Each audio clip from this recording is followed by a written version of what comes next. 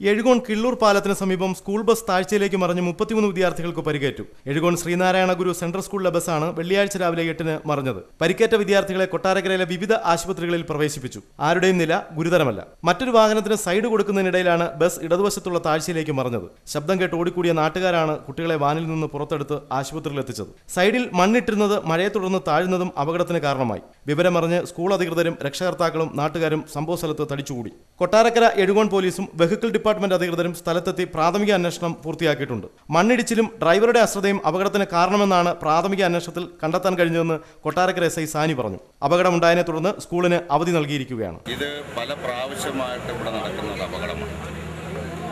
അത് നാഷണൽ ഹൈവേയും റെയിൽവേയുമായിട്ട് കൈകോർത്തക്കൽ മാത്രമേ ഈ അപകട നില നമുക്ക് തരണം ചെയ്യാൻ പറ്റുള്ളൂ. സാധാരണഗതിയിൽ NH-കാർ ഇതുപോലെ 2 കോൺക്രീറ്റ് തൂൺ അവിടെ കൊണ്ടുവെക്കും.